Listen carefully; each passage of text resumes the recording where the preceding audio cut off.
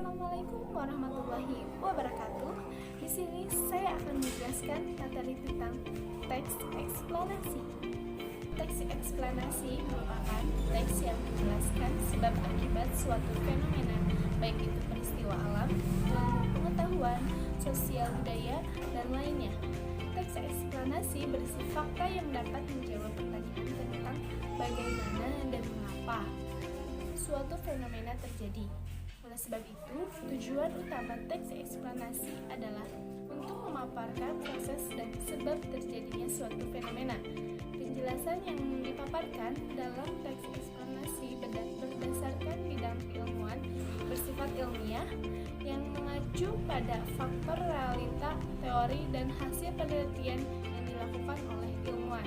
Struktur teks eksplanasi. Teks eksplanasi tersusun atas suatu struktur yang memudahkan kita dalam memahami isi teks. Adapun struktur teks eksplanasi adalah sebagai berikut. Yang pertama yaitu pernyataan umum. Bagian ini menjelaskan mengenai latar belakang dan tinjauan umum topik yang dapat berupa definisi, klarifikasi, sejarah, dan asal-usul. Bagian dalam teks ini berupa gambaran secara umum tentang apa, mengapa, dan bagaimana proses peristiwa alam terjadi. Yang kedua itu ada deretan penjelas. Pada bagian ini berisi perincian proses atau sebab terjadinya suatu fenomena yang juga mencakup akibat dan dampak yang ditimbulkan. Yang ketiga yaitu ada interpretasi. Bagian ini berisi penafsiran penulis mengenai topik dengan perspektif tertentu yang lebih luas dan menyeluruh, serta menjelaskan korelasi peristiwa yang menyertainya. Yang terakhir ada simpulan. Pada bagian akhir teks terdapat tanggapan penulis dalam menyikapi fenomena berupa pernyataan reflektif yang bersifat umum. Ciri-ciri yang pertama yaitu ada ilmiah. Fenomena yang dijelaskan dalam teks eksplanasi berdasarkan konteks ilmiah yaitu berupa fakta, realita, teori, dan penelitian. Penjelasan tersebut dapat berupa sejarah, klarifikasi, atau definisi. Yang kedua itu ada logis. Penjelasan fenomena dalam teks eksplanasi bersifat logis dan teoretis. Yang ketiga itu ada objektif. Penjelasan dalam teks dapat disertai argumen yang bersifat objektif dengan didukung teori yang relevan sehingga dapat pula dijadikan rujukan yang valid. Bukan teks eksposisi. Teks eksplanasi tidak bertujuan mempengaruhi pembaca, tetapi memaparkan fakta berdasarkan bidang keilmuan. Yang selanjutnya itu ada bukan teks prosedur. Teks eksplanasi menjelaskan proses yang alami, tidak disadari dan melalui jangka waktu yang panjang. Kaidah kebahasaan teks eksplanasi.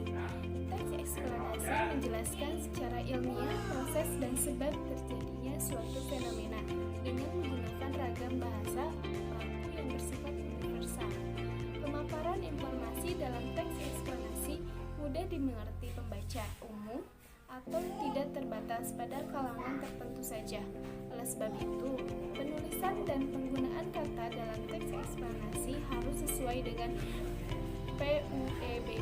Berikut ciri kaidah kebahasaan teks eksplanasi. Yang pertama itu ada kopula. Kata ini digunakan untuk menjelaskan definisi kata istilah atau konsep yang berkaitan dengan suatu fenomena. Misalnya, merupakan dalam kalimat Indonesia merupakan negara kepulauan. Yang kedua ada kata kerja aktif. Kata ini kerap digunakan pada bagian deretan penjelas sebab bertujuan menjelaskan sebab dan proses. Ciri-ciri kebahasaan lainnya itu ada konjungsi. Konjungsi yang digunakan menjelaskan hubungan sebab akibat dan hubungan kronologi terjadi suatu fenomena. Misalnya jika, bila, sehingga, sebelum, pertama, dan kemudian. Selanjutnya, keterangan waktu. Kata ini digunakan untuk menjelaskan waktu terjadinya suatu fenomena. Selanjutnya itu istilah ilmiah. Istilah ilmiah yang sesuai konteks kerap digunakan untuk menjelaskan definisi, hubungan sebab akibat, ataupun kronologi terjadi suatu fenomena. Kata ganti benda. Subjek yang dijelaskan menggunakan kata ganti benda atau non-persona seperti itu, ini, dan tersebut. Teks eksplanasi juga hanya fokus pada hal umum seperti gempa bumi, banjir, hujan, dan udara. Berikut langkah-langkah menulis teks eksplanasi. Yang pertama, menentukan topik yang menarik. Tentukan fenomena alam, sosial, atau budaya yang ingin kamu sajikan. Misalnya, proses terjadinya pasang surut air laut. Yang kedua, membuat rancangan kerangka atau teks. Buatlah kerangka karangan berdasarkan struktur teks eksplanasi, yaitu identifikasi, fenomena, penggambaran, rangkaian kejadian, dan ulasan. Ketiga, mengumpulkan referensi. Cantumkan fakta dan data yang kamu kumpulkan pada bagian penggambaran rangkaian kejadian. Yang selanjutnya, mengembangkan teks. Kembangkan kerangka-kerangka hingga menjadi teks eksplanasi yang utuh. Selanjutnya, menyunting teks. Periksa dan baca kembali teks yang telah kamu buat. Suntinglah jika ada kalimat yang tidak sesuai atau kesalahan dalam penulisan. Berikut ini contoh teks eksplanasi mengenai fenomena alam lengkap dengan strukturnya yang berjudul Pelangi. Yang pertama, pernyataan umum atau pembuka.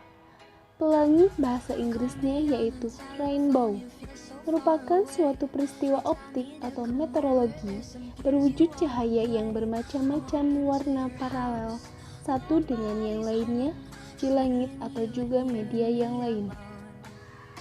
Pada saat terjadi hujan ringan di langit, terlihat pelangi itu seperti bercahaya, yang mana cahaya tersebut menuju cakrawala. Selain dari itu, di sekitar air terjun, kita dapat juga melihat pelangi yang indah. Kedua, deretan penjelas atau isi.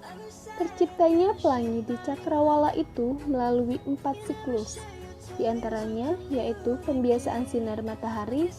Sebab terciptanya pelangi itu disebabkan terjadinya pembiasaan cahaya atau sinar matahari yang setelah itu dibelokkan menuju arah lain dari satu medium menuju ke medium yang lain oleh tetesan air yang terdapat di atmosfer. Setelah itu, tetesan air tersebut dilewati oleh sinar matahari. Pada saat tetesan air tersebut dilewati oleh cahaya matahari, maka cahaya tersebut akan dibiaskan sehingga dapat menciptakan warna-warna indah yang terpisah dengan secara tersendiri-sendiri. Pembelokan cahaya.